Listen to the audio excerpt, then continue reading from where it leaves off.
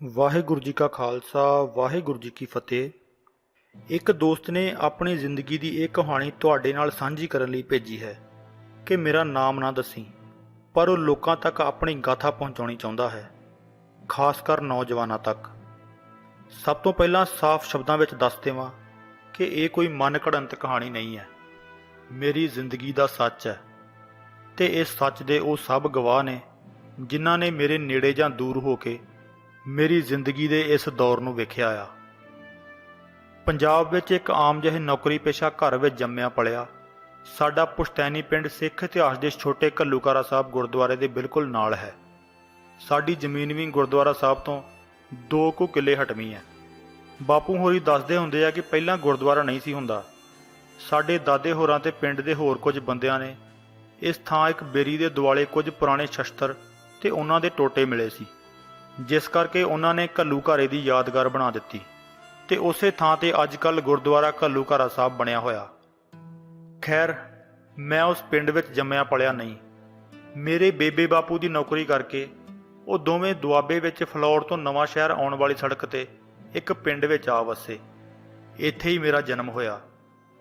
ਉਹ ਦੌਰ ਜਦੋਂ ਸਿੱਖ ਨੌਜਵਾਨੀ ਦਾ ਸ਼ਿਕਾਰ ਖੁੱਲ੍ਹ ਕੇ ਖੇਡਿਆ ਜਾਂਦਾ ਸੀ, ਮੈਂ ਉਦੋਂ ਤੁਰਨਾ ਸਿੱਖ ਰਿਹਾ ਸੀ। ਮੈਂ ਉਸ ਦੌਰ ਦੀ ਵੀ ਗੱਲ ਨਹੀਂ ਸੁਣਾਉਣ ਲੱਗਾ, ਮੈਂ ਆਪਣੀ ਜ਼ਿੰਦਗੀ ਬਾਰੇ ਦੱਸਣ ਲੱਗਾ ਹਾਂ। ਮੇਰੀ ਬੇਬੇ ਨੇ ਛੋਟੇ ਹੁੰਦਿਆਂ ਤੋਂ ਸਿੱਖ ਰਹੁ ਰੀਤਾਂ ਬਾਰੇ ਜਾਣਕਾਰੀ ਦਿੱਤੀ। ਚਾਅ ਨਾਲ ਗੁਰਦੁਆਰੇ ਜਾਣਾ, ਹੌਲੀ ਹੌਲੀ ਗੁਰਮੁਖੀ ਪੜ੍ਹ ਕੇ ਪਾਠ ਕਰਨ ਦਾ ਵੱਲ ਵੀ ਆ ਗਿਆ। ਮੇਰੀ ਬੇਬੇ ਹੁਣ ਤੱਕ ਨਿਯਮ ਨਾਲ ਪਾਠ ਕਰਦੀ ਹੈ। ਸਮਾਂ ਆਪਣੀ ਤੋਰ ਤੁਰਦਾ ਗਿਆ। ਸਕੂਲੀ ਪੜ੍ਹਾਈ ਤੋਂ ਬਾਅਦ ਡਿਪਲੋਮਾ ਤੇ ਫਿਰ ਡਿਗਰੀ ਵਿੱਚ ਦਾਖਲਾ ਮਿਲ ਗਿਆ। ਡਿਗਰੀ ਦੇ ਸ਼ੁਰੂਆਤੀ ਸਾਲਾਂ ਵਿੱਚ ਬਾਪੂ ਅਮਰੀਕਾ ਆ ਗਿਆ ਤੇ ਖਤਮ ਹੁੰਦੇ ਹੁੰਦੇ ਤੱਕ ਬੇਬੇ ਵੀ ਅਮਰੀਕਾ ਚਲੀ ਗਈ। ਵਾਹਿਗੁਰੂ ਦੀ ਕਿਰਪਾ ਨਾਲ ਮੈਂ ਵੀ ਇੰਗਲੈਂਡ ਪੜ੍ਹਾਈ ਲਈ ਚਲਾ ਗਿਆ। ਇਹ ਗੱਲ ਸੰਨ 2006 ਦੀ ਆ। ਮੈਂ ਇੰਗਲੈਂਡ ਆ ਕੇ ਆਪਣੇ ਆਪ ਨੂੰ ਬੜਾ ਨਾਡੂ ਖਾਂ ਸਮਝਣ ਲੱਗ ਪਿਆ ਸੀ। ਬਹੁਤਾ ਭਲਵਾਨ ਤਾਂ ਨਹੀਂ ਸੀ, ਪਰ ਸਰੀਰ ਤਗੜਾ ਸੀ, ਸ਼ਕਲ ਸੂਰਤ ਵੀ ਵਾਹਵਾ ਵਧੀਆ ਸੀ। ਤੋਂ ਇੰਗਲੈਂਡ ਉਚੇਰੀ ਪੜ੍ਹਾਈ ਦਾ ਵੀਜ਼ਾ ਮਿਲ ਜਾਣ ਕਰਕੇ ਮੋਢਿਆਂ ਉੱਪਰੋਂ ਥੁੱਕਣ ਲੱਗ ਪਿਆ ਸੀ। ਮੇਰੀ ਬੇਬੇ ਨੇ ਫੋਨ ਤੇ ਕਿਹਾ ਕਰਨਾ ਕਿ ਜਦੋਂ ਤਨਖਾਹ ਮਿਲੇ ਤਾਂ ਦਸਵੰਧ ਜ਼ਰੂਰ ਕੱਢਿਆ ਕਰ, ਗੁਰੂ ਘਰ ਜਾਇਆ ਕਰ, ਪਰ ਜਵਾਨੀ ਦੇ ਨਸ਼ੇ ਵਿੱਚ ਹਾਂ ਹੂੰ ਕਰ ਛੱਡਣੀ। ਕਦੇ ਕਦੇ ਕਹਿ ਦੇਣਾ, ਉਹ ਬੇਬੇ ਰੱਬ ਨੇ ਕਿਹੜਾ ਕਿਤੇ ਚਲੇ ਜਾਣਾ ਤੇ ਮੈਂ ਵੀ ਭੱਜ ਨਹੀਂ ਜਾਣਾ ਕਿਤੇ, ਇੱਕੋ ਵਾਰੀ ਹਿਸਾਬ ਇਕੱਠਾ ਹੀ ਕਰ ਲਵਾਂਗੇ, ਐਵੇਂ ਕਿ ਹਫ਼ਤੇ 2 ਹਫ਼ਤੇ ਬਾਅਦ ਪੈਸਿਆਂ ਦਾ ਲੈਣ ਦੇਣ ਕਰਦੇ ਫਿਰਾਂਗੇ। ਬੇਬੇ ਨੇ ਬੜਾ ਸਮਝਾਉਣਾ, ਪਰ ਆਪਾਂ ਕਿੱਥੇ ਮੰਨਦੇ ਸੀ। ਕਾਮਰੇਡਾਂ ਵਾਲਾ ਥੋੜ੍ਹਾ ਥੋੜ੍ਹਾ ਪਰਛਾਵਾਂ ਪੈਂਦਾ ਸੀ ਉਦੋਂ। ਇਹ ਵੀ ਨਹੀਂ ਸੀ ਕਿ ਮੈਂ ਪੱਕਾ ਨਾਸਤਿਕ ਹੋ ਗਿਆ ਸੀ, ਬਸ ਜਵਾਨੀ ਦੇ ਨਸ਼ੇ ਵਿੱਚ ਰੱਬ ਨੂੰ ਝੇਡਾਂ ਜੀਆਂ ਕਰਨ ਲੱਗ ਪਿਆ ਸੀ। ਵੈਸੇ ਕਦੇ ਰੱਬ ਤੋਂ ਭਰੋਸਾ ਨਹੀਂ ਸੀ ਉੱਠਿਆ, ਜਾਣ ਬੁੱਝ ਕੇ ਕਿਸੇ ਦਾ ਦਿਲ ਨਹੀਂ ਸੀ ਦੁਖਾਇਆ, ਰੱਬ ਤੇ ਭਰੋਸਾ ਵੀ ਸੀ। ਅਗਲੇ ਸਾਲ ਮੇਰੇ ਘਰਦਿਆਂ ਨੇ ਚੰਗੀ ਗੂੜੀ ਜਾਣ ਪਛਾਣ ਵਿੱਚੋਂ ਅਮਰੀਕਾ ਦੀ ਇੱਕ ਕੁੜੀ ਲੱਭ ਕੇ ਮੇਰਾ ਰਿਸ਼ਤਾ ਪੱਕਾ ਕਰ ਦਿੱਤਾ। ਮੈਂ ਇੰਗਲੈਂਡ ਤੋਂ ਪੰਜਾਬ ਆ ਕੇ ਮੰਗਣੀ ਕਰਵਾ ਲਈ ਤੇ ਵਾਪਸ ਲੰਡਨ ਆ ਗਿਆ। ਪਰ 1-2 ਮਹੀਨੇ ਬਾਅਦ ਹੀ ਮੈਂ ਬਿਮਾਰ ਹੋ ਗਿਆ। ਟਾਇਲਟ ਵਿੱਚ ਖੂਨ ਆਉਣ ਲੱਗ ਪਿਆ। ਪਹਿਲਾਂ ਤਾਂ ਬਹੁਤੀ ਗੱਲ ਹੀ ਨਾ ਗੌਲੀ, ਪਰ ਫਿਰ ਬਿਮਾਰੀ ਵੱਧਦੀ ਗਈ। ਜਦੋਂ ਤੱਕ ਇੰਗਲੈਂਡ ਦੇ ਡਾਕਟਰਾਂ ਦੇ ਸਮਝ ਵਿੱਚ ਪਈ ਕਿ ਮੈਨੂੰ ਅਲਸਰ ਦੀ ਤਕਲੀਫ ਹੈ, ਉਦੋਂ ਤੱਕ ਵਾਧਾ ਵੱਧ ਕੇ ਬਹੁਤ ਹੋ ਗਿਆ ਸੀ। 80 ਕਿਲੋ ਭਾਰ ਘਟ ਕੇ 45 ਹੋ ਗਿਆ ਸੀ। ਮੰਜੇ ਨਾਲ ਲੱਗ ਕੇ ਹੱਡੀਆਂ ਦੀ ਮੁੱਠ ਹੋ ਗਿਆ। ਬੇਬੇ ਬਾਪੂ ਨੇ ਅਮਰੀਕਾ ਬੈਠੇ ਰੋਈ ਜਾਣਾ ਤੇ ਮੈਂ ਬਿਸਤਰੇ ਤੇ ਇਕੱਲੇ ਪਏ ਨੇ ਲੁਕਾ ਲੁਕਾ ਕੇ ਹੰਝੂ ਪੂੰਝੀ ਜਾਣੇ। ਬੇਬੇ ਨੇ ਕਹਿਣਾ, ਪਾਠ ਕਰਿਆ ਕਰ ਪੁੱਤ, ਤੇ ਮੈਂ ਜਿਵੇਂ ਰੱਬ ਤੋਂ ਰੁੱਸਿਆ ਪਿਆ ਸੀ, ਪਰ ਰੱਬ ਮੇਰੇ ਤੋਂ ਨਹੀਂ ਸੀ ਰੁੱਸਿਆ। ਮੈਂ ਦੱਸ ਦੇਵਾਂ ਕਿ ਵੀਜ਼ੇ ਦੀਆਂ ਮੁਸ਼ਕਲਾਂ ਕਰਕੇ ਨਾ ਤਾਂ ਬੇਬੇ ਬਾਪੂ ਮੇਰੇ ਕੋਲ ਆ ਸਕਦੇ ਸੀ ਤੇ ਨਾ ਮੈਂ ਉਹਨਾਂ ਕੋਲ ਜਾ ਸਕਦਾ ਸੀ। ਪਰ ਲੰਡਨ ਵਿੱਚ ਜਿਹੜੇ ਭਾਜੀ ਤੇ ਭਾਬੀ ਨੇ ਮੈਨੂੰ ਆਪਣੇ ਕੋਲ ਰੱਖਿਆ, ਸਕਿਆਂ ਤੋਂ ਵੱਧ ਖਿਆਲ ਰੱਖਿਆ। ਇੱਥੋਂ ਤੱਕ ਕਿ ਮੈਨੂੰ ਇਹ ਵੀ ਯਾਦ ਨਹੀਂ ਕਿ ਮੈਂ ਕਦੇ ਕਮਰੇ ਦਾ ਕਿਰਾਇਆ ਵੀ ਦਿੱਤਾ ਹੋਵੇ ਜਾਂ ਕਦੇ ਰਾਸ਼ਨ ਵਿੱਚ ਹਿੱਸਾ ਪਾਇਆ ਹੋਵੇ। ਉਲਟਾ ਭਾਜੀ ਤੇ ਭਾਬੀ ਨੇ ਮੇਰੇ ਮੰਜੇ ਤੇ ਪਏ ਦੀ ਹਰ ਫਰਮਾਇਸ਼ ਪੂਰੀ ਕਰਨੀ। ਜੇ ਅੱਧੀ ਰਾਤ ਨੂੰ ਵੀ ਮੈਂ ਕਿਹਾ ਕਿ ਕੁਝ ਖਾਣਾ ਹੈ ਤਾਂ ਭਾਬੀ ਨੇ ਤਾਜ਼ਾ ਬਣਾ ਕੇ ਦੇਣਾ, ਜਿਵੇਂ ਰੱਬ ਆਪ ਆ ਕੇ ਮੇਰਾ ਖਿਆਲ ਰੱਖਦਾ ਹੋਵੇ। ਇਲਾਜ ਦੇ ਲਈ ਮੈਂ ਕਦੇ ਪੰਜਾਬ ਤੇ ਕਦੇ ਲੰਡਨ ਗੇੜਿਆਂ ਵਿੱਚ ਪਏ ਰਹਿਣਾ। ਬਿਸਤਰੇ ਤੇ ਪਏ ਬੰਦੇ ਨੂੰ ਇੰਨਾ ਸਫ਼ਰ ਕਰਨਾ ਕਿੰਨਾ ਔਖਾ ਹੈ, ਇਹ ਮੈਨੂੰ ਹੀ ਪਤਾ। ਮੈਨੂੰ ਦਿੱਲੀ ਤੋਂ ਲੈਣ ਜਾਂ ਛੱਡਣ ਵਾਲਿਆਂ ਨੂੰ ਪਤਾ ਕਿ ਹਰ 15-15 ਮਿੰਟ ਬਾਅਦ ਪੈਟਰੋਲ ਪੰਪ ਤੇ ਗੱਡੀ ਰੋਕ ਕੇ ਮੈਨੂੰ ਟਾਇਲਟ ਲੈ ਜਾਣਾ, ਹਰ 15-15 ਮਿੰਟ ਬਾਅਦ ਟਾਇਲਟ ਜਾਣਾ, ਤੇ ਟਾਇਲਟ ਵਿੱਚ ਸਿਰਫ ਖੂਨ ਹੀ ਖੂਨ ਹੋਣਾ, ਕੋਈ ਦਵਾਈ ਅਸਰ ਨਾ ਕਰਨੀ। ਰੋਟੀ ਜਾਂ ਕੁਝ ਹੋਰ ਸਖਤ ਖਾਣਾ ਬੰਦ ਸੀ। 3 ਵੇਲੇ ਸਿਰਫ ਖਿਚੜੀ ਖਾਣੀ, ਤੇ ਉਹ ਵੀ 1 ਜਾਂ ਅੱਧੀ ਕੌਲੀ। ਪਹਿਲੇ ਚਮਚੇ ਤੋਂ ਲੈ ਕੇ ਆਖਰੀ ਚਮਚੇ ਦੌਰਾਨ 2 ਜਾਂ 3 ਵਾਰੀ ਉੱਠ ਕੇ ਟਾਇਲਟ ਜਾਣਾ। ਕਈ ਵਾਰੀ ਤਾਂ ਬਿਸਤਰੇ ਤੋਂ ਟਾਇਲਟ ਜਾਣ ਦੀ ਵਾਟ ਵੀ ਪੂਰੀ ਨਹੀਂ ਸੀ ਹੁੰਦੀ, ਕੱਪੜੇ ਲਿਬੜ ਜਾਣੇ। ਇੱਥੇ ਪੰਜਾਬ ਵਿੱਚ ਵੀ ਮੇਰੇ ਮਸੇਰ ਭਰਾ ਨੇ ਤੇ ਭਾਬੀ ਨੇ ਮੇਰੀ ਬਹੁਤ ਸੇਵਾ ਕੀਤੀ, ਜਿਵੇਂ ਰੱਬ ਮੈਨੂੰ ਦੁੱਖ ਦੇ ਕੇ ਵੀ ਮੇਰੀ ਆਪ ਸੰਭਾਲ ਕਰ ਰਿਹਾ ਸੀ। ਮੈਂ ਮਨ ਵਿੱਚ ਵਾਹਿਗੁਰੂ ਵਾਹਿਗੁਰੂ ਕਰਦਾ ਹੁੰਦਾ ਸੀ, ਪਰ ਕਦੇ ਨੇਮ ਨਾਲ ਪਾਠ ਨਹੀਂ ਸੀ ਕਰਦਾ। ਹਾਲਾਂਕਿ ਬੇਬੇ ਨੇ ਬਹੁਤ ਕਹਿਣਾ ਕਿ ਨੇਮ ਨਾਲ ਪਾਠ ਕਰਿਆ ਕਰ। ਬੇਬੇ ਬਾਪੂ ਦੀ ਉਦੋਂ ਤੱਕ ਦੀ ਸਾਰੀ ਕਮਾਈ ਤੇ ਅਮਰੀਕਾ ਵਿੱਚ ਦਿਹਾੜੀਆਂ ਤੇ ਮਿਹਨਤਾਂ ਨਾਲ ਕਮਾਏ ਸਾਰੇ ਡਾਲਰ ਡਾਕਟਰਾਂ ਦੀਆਂ ਜੇਬਾਂ ਵਿੱਚ ਚਲੇ ਗਏ। ਸ਼ਾਇਦ ਰੱਬ ਹਿਸਾਬ ਕਰ ਰਿਹਾ ਸੀ ਤੇ ਮੈਂ ਵਿਆਜ ਸਮੇਤ ਮੋੜ ਰਿਹਾ ਸੀ। ਮੈਨੂੰ ਪਤਾ ਨਹੀਂ ਕਿੰਨਾ ਕੁ ਗਲੂਕੋਜ਼ ਲੱਗਾ। ਕੁੱਲ ਅਰਸੇ ਦੌਰਾਨ ਕੋਈ 15 ਕੁ ਯੂਨਿਟ ਖੂਨ ਦੇ ਚੜ੍ਹੇ ਹੋਣਗੇ। ਹਰ ਮਹੀਨੇ ਹਸਪਤਾਲ ਵਿੱਚ 1-2 ਹਫ਼ਤੇ ਲਾਉਣੇ ਆਮ ਗੱਲ ਸੀ। ਜਿੰਨਾ ਮੈਂ ਕਮਜ਼ੋਰ ਹੋ ਗਿਆ ਸੀ, ਹੱਡੀਆਂ ਦੀ ਮੁੱਠ ਹੋ ਗਿਆ ਸੀ। ਉਸ ਤੋਂ ਮੇਰੇ ਰਿਸ਼ਤੇਦਾਰ ਇਹ ਸੋਚਦੇ ਕਿ ਸ਼ਾਇਦ ਇਹਨੂੰ ਕੋਈ ਨਾਮੁਰਾਦ ਬਿਮਾਰੀ ਲੱਗ ਗਈ ਹੈ। ਇੰਗਲੈਂਡ ਗਏ ਨੇ, ਜਵਾਨੀ ਦੇ ਨਸ਼ੇ ਵਿੱਚ ਕੁਝ ਗਲਤ ਕਰ ਲਿਆ ਹੋਵੇਗਾ, ਸ਼ਾਇਦ ਏਡਜ਼ ਨਾ ਹੋ ਗਈ ਹੋਵੇ। ਇਸੇ ਦੌਰਾਨ ਮੇਰੀ ਹੋਣ ਵਾਲੀ ਘਰਵਾਲੀ ਨੂੰ ਮੈਂ ਹਸਪਤਾਲ ਬਿਸਤਰੇ ਤੇ ਪਏ ਨੇ ਸਾਫ਼ ਕਿਹਾ ਕਿ ਉਹ ਮੇਰੀ ਉਡੀਕ ਨਾ ਕਰੇ। ਤਾਂ ਉਹਦਾ ਜਵਾਬ ਸੀ ਕਿ ਜੇ ਵਿਆਹ ਤੋਂ ਬਾਅਦ ਤੁਸੀਂ ਬਿਮਾਰ ਹੋ ਜਾਂਦੇ ਤਾਂ ਫਿਰ ਕੀ ਹੁੰਦਾ। ਮੈਨੂੰ ਉਸ 'ਤੇ ਬੜਾ ਮਾਣ ਹੋਇਆ ਕਿ ਅਮਰੀਕਾ ਵਿੱਚ ਰਹਿ ਕੇ ਵੀ ਕੋਈ ਇੰਨਾ ਚੰਗਾ ਹੋ ਸਕਦਾ। ਉਸੇ ਦੇ ਜ਼ੋਰ ਪਾਉਣ 'ਤੇ ਸਾਡੇ ਵਿਆਹ ਦੀ ਤਰੀਕ ਮਿੱਥੀ ਗਈ। ਵਿਆਹ ਲਈ 2007 ਦਸੰਬਰ ਵਿੱਚ ਉਹ ਪੰਜਾਬ ਆਏ। ਵਿਆਹ ਤੋਂ ਪੂਰਾ 1 ਹਫ਼ਤਾ ਪਹਿਲਾਂ ਮੈਂ ਹਸਪਤਾਲ ਵਿੱਚ ਫੇਰ ਦਾਖਲ ਸੀ। 3 ਯੂਨਿਟ ਖੂਨ ਦੇ ਲਵਾ ਕੇ ਤੁਰਨ ਜੋਗਾ ਹੋਇਆ। ਅਗਲੇ ਐਤਵਾਰ ਨਵਾਂ ਸ਼ਹਿਰ ਦੇ ਪੈਲਸ ਵਿੱਚ ਵਿਆਹ ਸੀ। ਮੈਂ ਖਾਸ ਤੌਰ 'ਤੇ ਆਪਣੇ ਰਿਸ਼ਤੇਦਾਰਾਂ ਨੂੰ ਕਿਹਾ ਹੋਇਆ ਸੀ ਗੁਰਦੁਆਰੇ ਤੇ ਗ੍ਰੰਥੀਆਂ ਦੇ ਰਾਗੀਆਂ ਨੂੰ ਇਹ ਪੱਕਾ ਕਰ ਦੇਣ ਕਿ ਮੈਂ ਬਹੁਤੀ ਦੇਰ ਨਹੀਂ ਬਹਿ ਸਕਦਾ, ਇਸ ਲਈ ਜ਼ਿਆਦਾ ਦੇਰ ਕੀਰਤਨ ਨਾ ਕਰਨ, ਬਸ ਲਾਵਾਂ ਕਰਵਾ ਕੇ ਮੈਨੂੰ ਤੋਰ ਦੇਣ।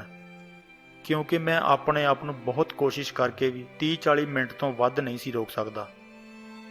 ਲਾਵਾਂ ਤੇ ਬਹਿਣ ਵੇਲੇ ਮੈਂ ਆਪਣੇ ਵਾਹਿਗੁਰੂ ਅੱਗੇ ਅਰਦਾਸ ਕੀਤੀ ਕਿ ਮਾਲਕਾ ਤੇਰੇ ਦਰ ਤੇ ਆਇਆ, ਤੂੰ ਇੱਜ਼ਤ ਰੱਖ ਲੈ, ਜਿਉਂਦਾ ਵੀ ਤੇਰਾ ਤੇ ਮਰਿਆ ਵੀ ਤੇਰਾ।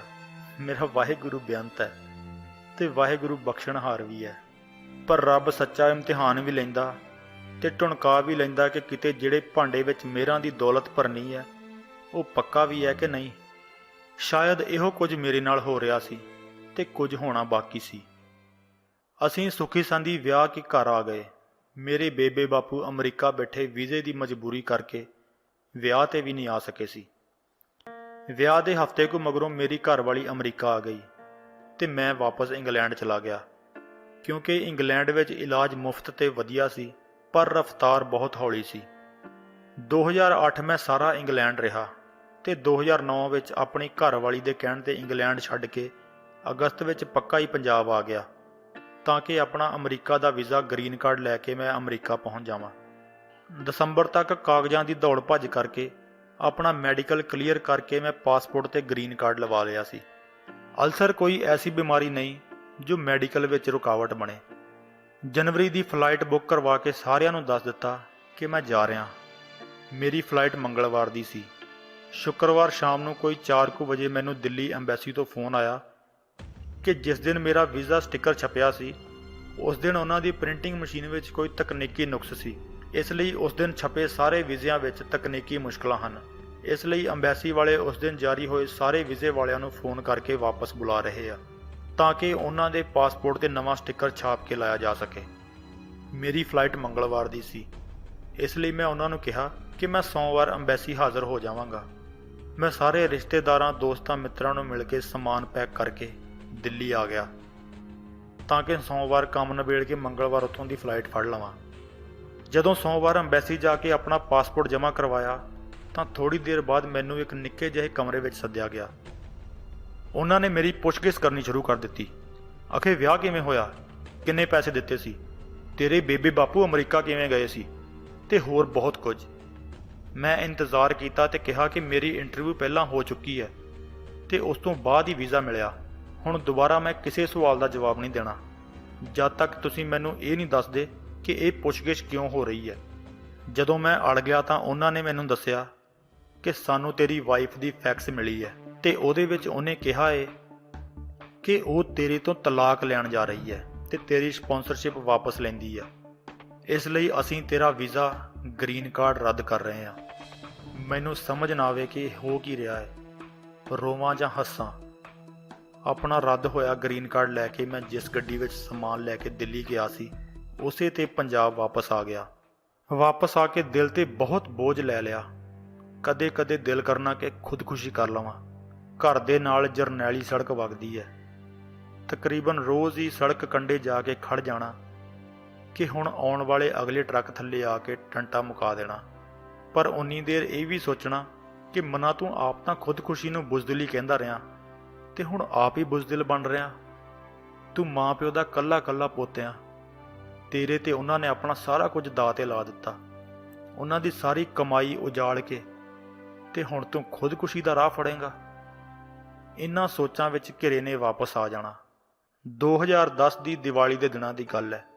ਇੱਕ ਦਿਨ ਪਤਾ ਨਹੀਂ ਮਨ ਵਿੱਚ ਕੀ ਖਿਆਲ ਆਇਆ ਤੇ ਮੈਂ ਘਰਦਿਆਂ ਨੂੰ ਕਿਹਾ ਕਿ ਮੈਂ ਪਿੰਡ ਜਾਣਾ ਆ, ਘੱਲੂ ਘਰੇ ਗੁਰਦੁਆਰਾ ਸਾਹਿਬ ਮੱਥਾ ਟੇਕਣ। ਗੱਡੀ ਘਰੇ ਖੜੀ ਸੀ ਤੇ 15-20 ਮਿੰਟ ਬਾਅਦ ਰੁਕ ਕੇ ਗੁਰਦਾਸਪੁਰ ਜਾਣਾ ਕੋਈ ਬੜਾ ਔਖਾ ਵੀ ਨਹੀਂ ਸੀ। ਸੋ ਮੈਂ ਆਪਣਾ ਜ਼ਰੂਰੀ ਸਮਾਨ ਤੇ ਦਵਾਈਆਂ ਲੈ ਕੇ ਪਿੰਡ ਆ ਗਿਆ। ਅਗਲੇ ਦਿਨ ਗੁਰੂ ਘਰ ਜਾ ਕੇ ਅਰਦਾਸ ਕੀਤੀ ਤੇ ਉਸ ਮਾਲਕ ਅੱਗੇ ਬੇਨਤੀ ਕੀਤੀ ਕਿ ਮੈਂ ਸੁਖਮਨੀ ਸਾਹਿਬ ਦਾ ਪਾਠ ਕਰਨਾ ਚਾਹੁੰਦਾ ਹਾਂ, ਪਰ ਬਹੁਤੀ ਦੇਰ ਬਹਿ ਨਹੀਂ ਸਕਦਾ। ਇੱਕ ਤਾਂ ਟਾਇਲਟ ਦਾ ਜ਼ੋਰ ਪੈਣ ਲੱਗ ਜਾਂਦਾ ਹੈ ਤੇ ਨਾਲ ਦੀ ਨਾਲ ਢਿੱਡ ਪੀੜ ਹੋਣ ਲੱਗ ਜਾਂਦੀ ਹੈ। ਸੋ ਮੇਰੇ ਵਾਹਿਗੁਰੂ, ਤੂੰ ਹੀ ਸਹਾਈ ਹੋ ਕੇ ਮੇਰੀ ਬਾਂਹ ਫੜ। ਮੈਂ ਜਦੋਂ ਬੇਬੇ ਨਾਲ ਸਲਾਹ ਕੀਤੀ ਸੀ ਤਾਂ ਬੇਬੇ ਕਹਿੰਦੀ ਕਿ ਪੁੱਤ, ਮਨ ਵਿੱਚ ਇਹ ਨਾ ਸੋਚੀ ਕਿ ਤੂੰ ਪਾਠ ਕਰਨਾ ਹੈ, ਸਗੋਂ ਇਹ ਅਰਦਾਸ ਕਰੀ ਕਿ ਸੱਚੇ ਪਾਤਸ਼ਾਹ ਮੇਰੇ ਤੇ ਮਿਹਰ ਕਰੋ ਤੇ ਮੇਰੇ ਕੋਲੋਂ ਪਾਠ ਦੀ ਸੇਵਾ ਲਓ। ਵਾਹਿਗੁਰੂ ਨੇ ਮੇਰੇ ਤੇ ਮਿਹਰ ਕੀਤੀ ਤੇ ਰੋਜ਼ ਗੁਰੂ ਘਰ ਜਾ ਕੇ ਅਰਦਾਸ ਕਰਕੇ ਚੌਂਕੜਾ ਮਾਰਨ ਤੇ ਸੁਖਮਨੀ ਸਾਹਿਬ ਪੜ੍ਹਨ ਜਿੰਨੀ ਤਾਕਤ ਕਿਤੋਂ ਨਾ ਕਿਤੋਂ ਇਕੱਠੀ ਹੋ ਹੀ ਜਾਣੀ। ਹੌਲੀ ਹੌਲੀ ਬਾਣੀ ਪੜ੍ਹਨ ਨਾਲ ਮਨ ਨੂੰ ਵੀ ਧਰਵਾਸ ਆਉਣਾ ਸ਼ੁਰੂ ਹੋਇਆ। ਉਸ ਅਕਾਲ ਪੁਰਖ ਪ੍ਰਤੀ ਜਿਹੜੇ ਗਿਲੇ ਸ਼ਿਕਵੇ ਮਨ ਵਿੱਚ ਹੋਏ ਸਨ ਉਹ ਵੀ ਦੂਰ ਹੋ ਗਏ ਤੇ ਮੈਨੂੰ ਉਹ ਦਵਾਈ ਜਿਹੜੀ ਮੈਂ ਕਈ ਸਾਲਾਂ ਤੋਂ ਖਾ ਰਿਹਾ ਸੀ ਥੋੜਾ ਥੋੜਾ ਅਸਰ ਕਰਨ ਲੱਗ ਪਈ ਸੀ। ਵਾਹਿਗੁਰੂ ਤੇ ਭਰੋਸਾ ਪੱਕਾ ਹੋਣ ਤੋਂ ਬਾਅਦ ਮੇਰੇ ਦਿਨ ਫਿਰਨ ਲੱਗੇ। 2013 ਵਿੱਚ ਜਦੋਂ ਮੈਂ ਥੋੜਾ ਤੁਰਨ ਫਿਰਨ ਜੋਗਾ ਹੋਇਆ, ਹੁਣ ਮੈਨੂੰ ਇਹ ਫਿਕਰ ਸੀ ਕਿ ਮੈਂ ਕਮਾਵਾਂਗਾ ਕੀ ਤੇ ਖਾਵਾਂਗਾ ਕੀ। ਸਾਰੀ ਉਮਰ ਬੇਬੇ ਬਾਪੂ ਤੇ ਬੋਝ ਬਣ ਕੇ ਵੀ ਮੈਂ ਨਹੀਂ ਸੀ ਰਹਿ ਸਕਦਾ। ਭਾਰਾ ਕੰਮ ਮੇਰੇ ਕੋਲੋਂ ਕੋਈ ਹੋਣਾ ਨਹੀਂ ਸੀ ਤੇ ਅਫਸਰੀ ਦੀ ਕੁਰਸੀ ਵਾਲੇ ਕੰਮ ਦਾ ਕੋਈ ਤਜਰਬਾ ਨਹੀਂ ਸੀ। 2013 ਦੀ ਅਪ੍ਰੈਲ ਕੁ ਦੀ ਗੱਲ ਹੈ, ਜਦੋਂ ਕੈਨੇਡਾ ਰਹਿੰਦੇ ਮੇਰੇ ਇੱਕ ਪੁਰਾਣੇ ਜਮਾਤੀ ਦੋਸਤ ਦਾ ਫੋਨ ਆਇਆ। ਉਹਨੇ ਮੈਨੂੰ ਅਮਰੀਕਾ ਦੀ ਇੱਕ ਸੌਫਟਵੇਅਰ ਕੰਪਨੀ ਵਿੱਚ ਨੌਕਰੀ ਲਈ ਅਰਜ਼ੀ ਦੇਣ ਲਈ ਕਿਹਾ। ਉਹ ਨੌਕਰੀ ਮੁੰਬਈ ਵੱਲ ਇੱਕ ਮਸ਼ਹੂਰ ਸ਼ਹਿਰ ਵਿੱਚ ਸੀ। ਮੈਨੂੰ ਲੱਗਦਾ ਸੀ ਕਿ ਬਿਨਾਂ ਕਿਸੇ ਖਾਸ ਤਜਰਬੇ ਦੇ ਮੇਰਾ ਕੋਈ ਐਡੀ ਵੱਡੀ ਕੰਪਨੀ ਵਿੱਚ ਕੰਮ ਨਹੀਂ ਲੱਗ ਸਕਦਾ, ਪਰ ਉਹਦੇ ਕਹਿਣ ਤੇ ਮੈਂ ਨੌਕਰੀ ਦੀ ਅਰਜ਼ੀ ਭਰ ਦਿੱਤੀ। ਵਾਹਿਗੁਰੂ ਨੇ ਕਿਰਪਾ ਕੀਤੀ ਤੇ ਮੈਨੂੰ ਉਹ ਨੌਕਰੀ 4,85,000 ਸਾਲਾਨਾ ਪੈਕੇਜ ਤੇ ਮਿਲ ਗਈ। ਮੇਰੀ ਇੰਟਰਵਿਊ ਤੋਂ ਕੁਝ ਦਿਨ ਪਹਿਲਾਂ ਮੇਰੇ ਬੇਬੇ ਬਾਪੂ ਨੂੰ ਅਮਰੀਕਾ ਦੀ ਨਾਗਰਿਕਤਾ ਵੀ ਮਿਲ ਗਈ ਤੇ ਉਹ ਵੀ ਪੰਜਾਬ ਮੈਨੂੰ ਤਕਰੀਬਨ 7-8 ਸਾਲਾਂ ਬਾਅਦ ਆ ਕੇ ਮਿਲੇ। ਮਹੀਨੇ ਕੁ ਬਾਅਦ ਮਈ 2013 ਵਿੱਚ ਉਹ ਅਮਰੀਕਾ ਆ ਗਏ ਤੇ ਮੈਂ ਨੌਕਰੀ ਲਈ ਪੰਜਾਬ ਛੱਡ ਕੇ ਉਸ ਦੱਖਣੀ ਸ਼ਹਿਰ ਆ ਗਿਆ। ਨਵੀਂ ਥਾਂ ਆ ਕੇ ਰਹਿਣ ਸਹਿਣ ਬਦਲਿਆ, ਆਦਤਾਂ ਬਦਲੀਆਂ ਤੇ ਸਵੇਰੇ ਉੱਠ ਕੇ ਪਾਠ ਕਰਨਾ ਸ਼ੁਰੂ ਕੀਤਾ। ਮੇਰੀ ਸਿਹਤ ਵਿੱਚ ਸੁਧਾਰ ਹੋ ਰਿਹਾ ਸੀ। ਸਾਲ ਦੇ ਅਖੀਰ ਤੱਕ ਕਾਫੀ ਫਰਕ ਸੀ। ਨਵਾਂ ਸਾਲ ਚੜ੍ਹਦਿਆਂ ਹੀ ਮੇਰੀ ਕੈਨੇਡਾ ਦੀ ਪੁਆਇੰਟ ਸਿਸਟਮ ਤੇ ਪਾਈ ਗਈ PR ਦੀ ਅਰਜ਼ੀ ਤੇ ਸੁਣਵਾਈ ਹੋ ਗਈ ਤੇ ਮਾਰਚ ਵਿੱਚ ਮੈਂ ਕੈਨੇਡਾ ਆ ਗਿਆ। ਅੱਜ ਮੈਨੂੰ ਕੈਨੇਡਾ ਆਏ ਨੂੰ 5 ਸਾਲ ਤੋਂ ਉੱਤੇ ਹੋ ਚੱਲੇ ਆ। ਵਾਹਿਗੁਰੂ ਦੀ ਮਿਹਰ ਨਾਲ ਸਿਟੀਜ਼ਨ ਵੀ ਹੋ ਗਿਆ ਤੇ ਪਿਛਲੇ ਸਾਲ ਦੁਬਾਰਾ ਵਿਆਹ ਵੀ ਹੋ ਗਿਆ। ਜ਼ਿੰਦਗੀ ਬਹੁਤ ਵਧੀਆ ਤੁਰ ਪਈ ਹੈ। ਇਸ ਸਾਰੀ ਰਾਮ ਕਹਾਣੀ ਨੂੰ ਸੁਣਾਉਣ ਦਾ ਮੇਰਾ ਮਤਲਬ ਇਹ ਸੀ ਕਿ ਜ਼ਿੰਦਗੀ ਵਿੱਚ ਔਕੜਾਂ ਬਹੁਤ ਆਉਂਦੀਆਂ ਨੇ। ਹਰ ਇੱਕ ਨੂੰ ਵੱਖਰੀ ਔਕੜ ਆਉਂਦੀ ਹੈ ਤੇ ਜੇ ਤੁਸੀਂ ਆਪਣੇ ਰੱਬ ਤੇ ਵਿਸ਼ਵਾਸ ਰੱਖਦੇ ਹੋ ਤਾਂ ਰੱਬ ਤੁਹਾਨੂੰ ਉਹਨਾਂ ਔਕੜਾਂ ਨਾਲ ਜੂਝਣ ਦਾ ਜਿਗਰਾ ਤੇ ਸਬਰ ਵੀ ਬਖਸ਼ਦਾ ਹੈ। ਉਹਦੀ ਰਜ਼ਾ ਵਿੱਚ ਰਾਜੀ ਰਹਿਣਾ ਜਦੋਂ ਆ ਜਾਏ ਤਾਂ ਫਿਰ ਦੁੱਖ ਵੀ ਉਹਦੇ ਹੀ ਹੁੰਦੇ ਆ ਤੇ ਸੁੱਖ ਵੀ। ਗੱਲ ਮੰਨਣ ਦੀ ਹੈ। ਪਰ ਜੇ ਤੁਸੀਂ ਸੋਚੋ ਕਿ ਰੱਬ ਇੱਕ ਪੁਰਾਣਾ ਖਿਆਲ ਆ ਜਾਂ ਵੇਲਾ ਵਿਆਹ ਚੁੱਕਾ ਕੋਈ ਸਿਧਾਂਤ ਆ, ਤੇ ਤੁਸੀਂ ਨਵੇਂ ਇਨਕਲਾਬੀ ਉਸ ਪੁਰਾਣੇ ਸਿਧਾਂਤ ਨੂੰ ਬਦਲ ਕੇ ਕੋਈ ਨਵਾਂ ਸਿਧਾਂਤ ਘੜ ਲਓਗੇ, ਤਾਂ ਤੁਹਾਡੀ ਖੁਸ਼ਫਹਿਮੀ ਆ। ਚੰਗਾ ਹੈ ਕਿ ਤੁਸੀਂ ਆਪਣੇ ਆਪ ਨੂੰ ਰੱਬ ਦੀ ਰਜ਼ਾ ਵਿੱਚ ਢਾਲ ਲਓ, ਨਾ ਕਿ ਇਹ ਕੋਸ਼ਿਸ਼ ਕਰੋ ਕਿ ਰੱਬ ਨੂੰ ਆਪਣੀ ਸਹੂਲਤ ਮੁਤਾਬਕ ਚਲਾ ਲਵਾਂਗੇ। ਰੱਬ ਦੇ ਸ਼ਰੀਕ ਨਾ ਬਣੋ, ਨਿਮਾਣੇ ਹੋ ਕੇ ਭਾਣਾ ਮੰਨੋ ਤੇ ਰਜ਼ਾ ਵਿੱਚ ਰਾਜ਼ੀ ਰਹੋ। ਉਹ ਤੁਹਾਨੂੰ ਹਿੰਮਤ ਵੀ ਬਖਸ਼ੇਗਾ ਤੇ ਹੌਸਲਾ ਵੀ। ਜੇ ਤੁਸੀਂ ਰੱਬ ਦੇ ਹੋ ਜਾਵੋਗੇ ਤਾਂ ਉਹਦੇ ਦਿੱਤੇ ਦੁੱਖ ਸੁੱਖ ਵੀ ਚੁਭਣਗੇ ਨਹੀਂ। ਪਰ ਜੇ ਕਹੋ ਕਿ ਆਪਣੀ ਸਹੂਲਤ ਲਈ ਗੁਰਦੁਆਰੇ ਬਹਿਣ ਲਈ ਕੁਰਸੀ ਚਾਹੀਦੀ ਆ, ਤਾਂ ਫਿਰ ਤੁਸੀਂ ਆਪਣੀ ਸਹੂਲਤ ਦੇ ਗੁਲਾਮ ਹੋ ਚੁੱਕੇ ਹੋ ਤੇ ਤੁਹਾਡੇ ਸਰੀਰ ਨੂੰ ਜੰਗਾਲ ਲੱਗ ਚੁੱਕਾ ਹੈ। ਤੇ ਯਾਦ ਰੱਖਿਓ, ਜੰਗਾਲੇ ਸਰੀਰ ਕਦੇ ਵੀ ਜ਼ਿੰਮੇਵਾਰੀ ਵਾਲਾ ਕੋਈ ਭਾਰ ਨਹੀਂ ਚੁੱਕ ਸਕਦੇ। ਇਸ ਵੀਰ ਦੀ ਕਹਾਣੀ ਤੋਂ ਸਾਨੂੰ ਬਹੁਤ ਜ਼ਿਆਦਾ ਮੋਟੀਵੇਸ਼ਨ ਮਿਲਦੀ ਹੈ। ਜੇ ਤੁਹਾਨੂੰ ਵੀ ਕਹਾਣੀ ਵਧੀਆ ਲੱਗੀ ਹੋਵੇ ਤਾਂ ਇਸ ਨੂੰ ਸ਼ੇਅਰ ਜ਼ਰੂਰ ਕਰਨਾ। ਜੇ ਤੁਸੀਂ ਸਾਡੇ ਚੈਨਲ ਬੀਇੰਗ ਸਿੱਖ ਤੇ ਪਹਿਲੀ ਵਾਰ ਆਏ ਹੋ ਤਾਂ ਇਸ ਨੂੰ ਸਬਸਕ੍ਰਾਈਬ ਜ਼ਰੂਰ ਕਰ ਲੈਣਾ।